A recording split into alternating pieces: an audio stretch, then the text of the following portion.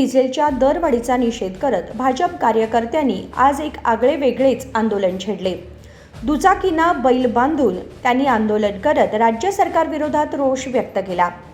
बेळगाव शहरातील चन्नम्मा सर्कल येथे सोमवारी शेकडो भाजप कार्यकर्ते जमले आणि त्यांनी राज्य सरकार आणि मुख्यमंत्री सिद्धरामय्या यांच्या विरोधात घोषणाबाजी केली। आमदार अभय पाटील व राज्यसभा सदस्य इरण्णा कडाडी यांनी बैलांच्या जोखडला बांधलेल्या दुचाकीवर बसून सर्वांचेच लक्ष वेधून घेतले। यावेळी बोलताना इरण्णा कडाडी म्हणाले की काँग्रेस सरकारने सामान्य जनतेच्या खिशाला कात्री लावली आहे। पेट्रोलवर 26 पासून ते 30%, डिझेलवर 14%हून 18.5% वरून दर वाढवण्यात आले आहेत।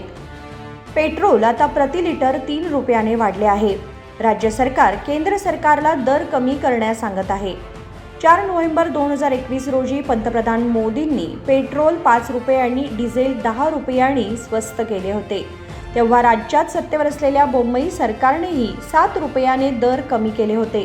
मात्र तेव्हा सिद्धरामय्या यांनी सरकारवर विक्री कर वाढवल्याचा आरोप केला। काँग्रेस सरकारಕ್ಕೆ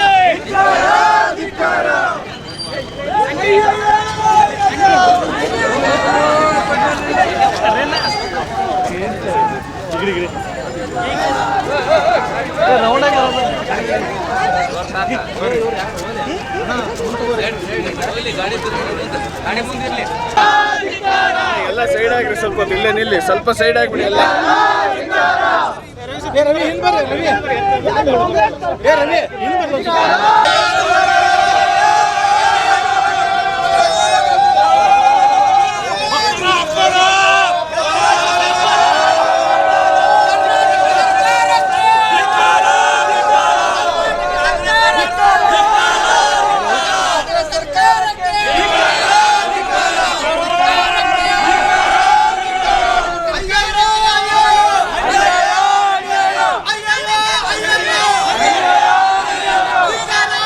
ರಾಜ್ಯದಲ್ಲಿ ಕಾಂಗ್ರೆಸ್ ಸರ್ಕಾರ ಅಧಿಕಾರಕ್ಕೆ ಬಂದ ನಂತರ ಬಹುಶಃ ಜನರ ಜೀವನಕ್ಕೆ ಬರೆ ಎಳಿತಕ್ಕಂಥ ಕೆಲಸವನ್ನು, ಜನರ ಜೇಬಿಗೆ ಕತ್ರಿ ಹಾಕ್ತಕ್ಕಂಥ ಕೆಲಸವನ್ನು ಇವತ್ತು ಅವ್ರು ಮಾಡ್ತಾಯಿದ್ದಾರೆ।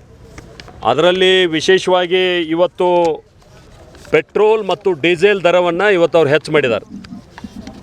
ಅವರು ಮಾರಾಟ ತೆರಿಗೆಯನ್ನು ಒಂದು 26% 30% ಪೆಟ್ರೋಲ್ಗೆ ಮತ್ತು ಡೀಸೆಲ್ ತೆರಿಗೆಯನ್ನು 14% 18% ಹೆಚ್ಚು ಮಾಡೋದ್ರ ಮುಖಾಂತರ ಪ್ರತಿ ಲೀಟ್ರಿಗೆ 3 ರಿಂದ 3 ರೂಪಾಯಿ 50 ಪೈಸೆಯಷ್ಟು ದರವನ್ನು ಇವತ್ತು ಅವ್ರು ಹೆಚ್ಚು ಮಾಡಿದ್ದಾರೆ। ಅವ್ರು ಕೇಳ್ತಾ ಇದ್ದಾರೆ ಕೇಂದ್ರ ಸರ್ಕಾರ ಕಡಿಮೆ ಮಾಡಲಿ ಅಂತೇಳಿ। ನಾನು ತಮ್ಮ ಗಮನಕ್ಕೆ ತರಲಿಕ್ಕೆ ಬಯಸ್ತೇನೆ, ನವೆಂಬರ್ 4, 2021ರಂದು ಪ್ರಧಾನಿ ನರೇಂದ್ರ ಮೋದಿ ಅವರು 5 ರೂಪಾಯಿನಿಂದ 10 ರೂಪಾಯಿ, 5 ರೂಪಾಯಿ ಪೆಟ್ರೋಲ್ ದರ, 5 ರೂಪಾಯಿ 10 ರೂಪಾಯಿ ಡೀಸೆಲ್ ದರವನ್ನು ಕಡಿಮೆ ಮಾಡಿದರು ಬೇರೆ ಬೇರೆ ರಾಜ್ಯಗಳಿಗೆ ಸಂಬಂಧಪಟ್ಟಂಗೆ। ಕರ್ನಾಟಕದಲ್ಲಿ ಕೂಡ ಭಾರತೀಯ ಜನತಾ ಪಾರ್ಟಿ ಸರ್ಕಾರ ಇದ್ದಾಗ ಸನ್ಮಾನ್ಯ ಬಸವರಾಜ ಬೊಮ್ಮಾಯಿ ಅವರು ಪ್ರತಿ ಲೀಟ್ರಿಗೆ 7 ರೂಪಾಯಿ ದರವನ್ನು ಕಡಿಮೆ ಮಾಡೋದ್ರ ಮುಖಾಂತರ ನಮ್ಮ ಜವಾಬ್ದಾರಿಯನ್ನು ನಾವು ನಿರ್ವಹಿಸಿದ್ದೀವಿ। ಇವರು ಮಾರಾಟ ತೆರಿಗೆಯನ್ನು ಹೆಚ್ಚು ಮಾಡೋದ್ರ ಮುಖಾಂತರ 3 ರೂಪಾಯಿ ಹೆಚ್ಚು ಮಾಡಿದ್ದಾರೆ। ಅದರ ಜೊತೆಗೆ ಈ ವಿದ್ಯುತ್ ದರ ಏರಿಕೆ ಏನು MSME ಸೆಕ್ಟರ್ ಅಂತ ಹೇಳ್ತೀವಿ, ಅದಕ್ಕೂ ಕೂಡ ದರವನ್ನು ಅವರು ಹೆಚ್ಚು ಮಾಡಿದ್ದಾರೆ। 25% 50% ಹೆಚ್ಚು ಮಾಡೋದ್ರ ಮುಖಾಂತರ ಅಲ್ಲಿಯೂ ಕೂಡ ಅವರು ದರ ಹೆಚ್ಚಳವನ್ನು ಮಾಡಿರುವಂಥದ್ದು। ರೈತರ ಪಂಪ್ ಸೆಟ್ಗೆ ಏನು TC ಕೂಡಿಸ್ಬೇಕಾಗಿತ್ತು, ಅಲ್ಲಿ 1.5 ರಿಂದ 3 ಲಕ್ಷ ರೂಪಾಯಿಗಳ ದರವನ್ನು ಹೆಚ್ಚು ಮಾಡಿರುವಂಥದ್ದು। ಅದಲ್ಲದೆ ನಿವೇಶನ ಮತ್ತು ಕಟ್ಟಡ ಮಾರ್ಗಸೂಚಿ ದರ ಅಂತ ಏನು ಕರಿತಿದ್ದೀವಿ, ಅದನ್ನು ಅಕ್ಟೋಬರ್ 2023ರಿಂದ 20% 50% ಹೆಚ್ಚು ಮಾಡಿರುವಂಥದ್ದು। ರೈತರ ವಾಟ್ನಿ ಪತ್ರ ಇರ್ಬೋದು, ಅದನ್ನು 250 ರಿಂದ 1000 ರೂಪಾಯಿ ಹೆಚ್ಚು ಮಾಡಿದ್ದಾರೆ।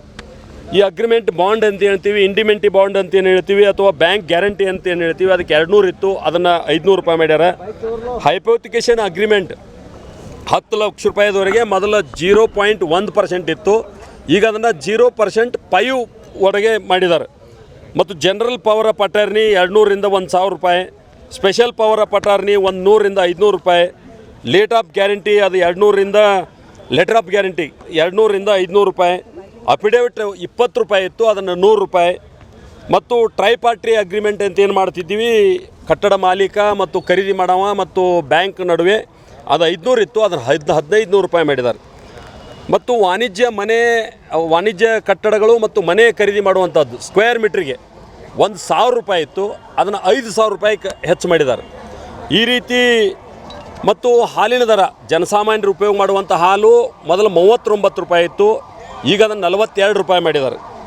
ಅದಲ್ಲದೆ ಬಿತ್ತನೆ ಬೀಜ, ರೈತರು ಉಪಯೋಗ ಮಾಡ್ತಕ್ಕಂಥ ಬಿತ್ತನೆ ಬೀಜ 30% ದರ ಹೆಚ್ಚು ಮಾಡಿದ್ದಾರೆ. ಈ ರೀತಿ ರೈತರ ಬದುಕಿಗೆ ಬೇಕಾದಂಥ ಅನೇಕ ವಿಷಯಗಳಲ್ಲಿ ದರ ಹೆಚ್ಚಳ ಮಾಡೋದ್ರ ಮುಖಾಂತರ ಇವತ್ತಿನ ಕಾಂಗ್ರೆಸ್ ಸರ್ಕಾರ ಒಂದು ಜನಸಾಮಾನ್ಯರ ಜೇಬಿಗೆ ಕತ್ತರಿ ಹಾಕ್ತಕ್ಕಂಥ ಕೆಲಸವನ್ನು ಅವ್ರು ಮಾಡಿದ್ದಾರೆ.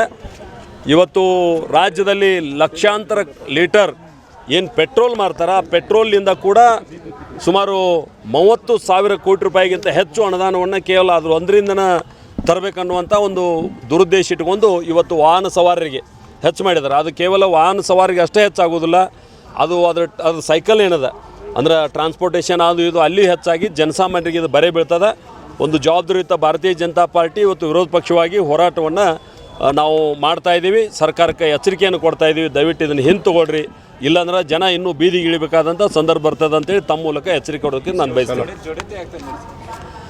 ಇವತ್ತು ಸಾಂಕೇತಿಕವಾಗಿ ಆ ವಾಹನವನ್ನು ಜೋಡೆತ್ತುಗಳ ಮುಖಾಂತರ, ಅಂದ್ರೆ ಹಳೆ ಕಾಲ ನಮ್ದು ಯಾವುದಿತ್ತು ಸಾರಿಗೆ, ಆ ಸಾರಿಗೆನ ಇವತ್ತು ವಾಪಸ್ ತೊಗೊಂಡು ಹೋಗ್ಬೇಕಾಗ್ತದೆ. ಪೆಟ್ರೋಲ್ ಇಲ್ಲ, ರೈತರು ನಾವೇನು ಎತ್ತ ಸಾಕ್ತಿದ್ದೀವಿ, ಆ ಎತ್ತುಗಳ ಮುಖಾಂತರನ ನಾವು ನಡೆಸಬೇಕಾಗೈತಿ ಮುಂದಿನ ದಿವಸ ಅನ್ನುವಂಥದ್ದನ್ನು ಸಾಂಕೇತಿಕವಾಗಿ ತೋರಿಸಲಿಕ್ಕೆ ಅಂತ ತೊಗೊಂಬಂದ್ವಿ.